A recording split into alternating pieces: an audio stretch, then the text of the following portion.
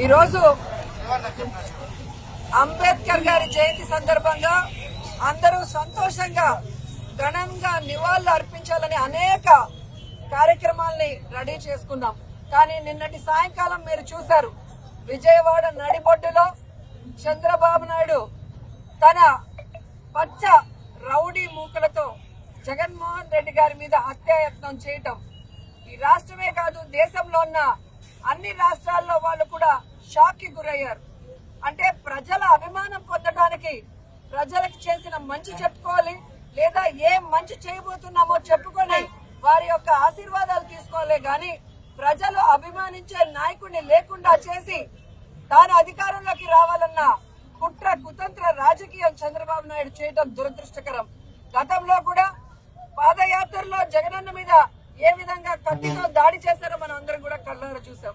మళ్ళీ ఈ రోజు కరెంట్ ఆపి ఏ విధంగా ఆయనని టార్గెట్ చేశారో కూడా కళ్ళారా చూసాం. ఈ రాష్ట్రంలో ఉన్న ప్రతి పేదవాడు ఈ రోజు ఏడుస్తున్నాడు. తమ కోసం ఇన్ని అవమానాలు ఇన్ని కష్టాలు భరిస్తున్న జగన్మోహన్ రెడ్డి గారిని ఈ విధంగా వీళ్ళు టార్గెట్ చేసి ఆయన క్యారెక్టర్ గురించి బాగా చెప్పడం, ఆయన చేస్తున్న పరిపాలనని తప్పుగా ప్రజల్లోకి తీసుకుని వెళ్లాలన్న ప్రయత్నం చేయటం. ఈ రోజు సిద్ధం సభలు గాని మేమంతా సిద్ధం బస్సు యాత్రలో మండు టండల్లో కూడా వెన్నెల్లలాగా ప్రజలు సంతోషంగా నిలబడి ఈ రోజు ఆయన ఆహ్వానిస్తుంటే కడుపు మంటతో ఆయన మీద హత్యాయత్నం చేయించడం ఈ రాష్ట్రంలో ఉన్న ఎవరూ కూడా మర్చిపోరని కూడా తెలుగుదేశం పార్టీ వాళ్ళకి హెచ్చరిస్తున్నాం. ఈ రోజు మీకు చెప్తున్నాం, ప్రజలు అభిమానించే ప్రేమించే జగనన్న రక్తం మీరు కళ్ళ చూశారు. ఖచ్చితంగా 2024 మే 13 జరిగే ఎన్నికల్లో తెలుగుదేశం జనసేన పార్టీల రక్తాన్ని కళ్ళ చూసే విధంగా ప్రజలు వాళ్ళకి ఓట్లతో బుద్ధి చెప్పి ఆ పార్టీని ఈ రాష్ట్రం నుంచి తరిమి కొడతాయని కూడా వాళ్ళకి తెలియజేస్తూ ప్రజల్లోకి జగనన్న అభిమానులంతా వెళ్లి చంద్రబాబు నాయుడు చేస్తున్న కుటిల రాజకీయాలు వెన్నుపోటు వచ్చేలాగా మేమందరం కృషి చేస్తాం. అంబేద్కర్ గారిని గౌరవించడం అంటే మన భారత రాజ్యాంగాన్ని మనం గౌరవించుకున్నట్టు. సో ఆయన nothing but manifestation of Indian constitution. So మన భారత రాజ్యాంగాన్ని మనం గౌరవించుకుంటే అంబేద్కర్ గారిని గౌరవించినట్టు, అలాగే అంబేద్కర్ గారిని గౌరవించుకుంటే మన భారత రాజ్యాంగాన్ని గౌరవించుకుంటాం. Thank you. అంబేద్కర్ గారిని గౌరవించడం అంటే మన భారత రాజ్యాంగాన్ని మనం గౌరవించుకున్నట్టు. సో ఆయన nothing but manifestation of Indian constitution.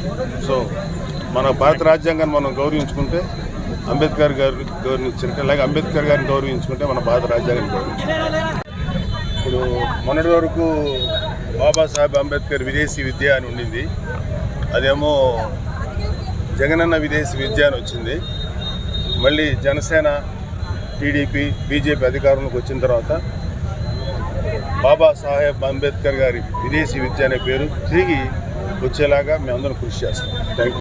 Ambedkar గారు అందరివాడు, భారతదేశ ముద్దుబిడ్డ. ఆయన ఆశయాలు అనుగుణంగా మరి రాబోయే భావితరాలకి ఆయన యొక్క జీవిత చరిత్ర ఇవన్నీ కూడా ఒక మ్యూజియం పెట్టి మ్యూజియంలో ప్రతి ఒక్క భారత పౌరులందరికీ కూడా తెలియపరచాల్సిన అవసరం ప్రభుత్వాల మీద ఉంది. అదేవిధంగా ఆయన ఎంతో కష్టపడి చదువుకుని ఈరోజు భారతదేశం స్వతంత్రం ప్రజాస్వామ్య దేశంగా ఉంది అంటే ప్రపంచంలో దానికి మూల కారకుడు అంబేద్కర్ గారు. ఆయన రచించిన రాజ్యాంగం, ఆ రాజ్యాంగం వల్లనే విలువలైన ప్రజాస్వామ్యం, భారతదేశ ప్రజాస్వామ్యం ప్రపంచవ్యాప్తంగా ప్రఖ్యాతి చెందింది. మరి అటువంటి మహనీయుడు జయంతి సందర్భంగా ఈరోజు అందరూ గౌరవించుకోవడం జరిగింది. మరి అదేవిధంగా పిఠాపురం నియోజకవర్గంలో కూడా చాలా చోట్ల జరుగుతూ ఉన్నాయి. మొదట మేమందరం కూడా 2-3 విగ్రహాలకు వెళ్ళి వచ్చాం. ఏదేమైనా ఆయన ఆశయాలకు అనుగుణంగా అన్ని రాజకీయ పార్టీలు పనిచేయాలని చెప్పి కోరుకుంటున్నాం.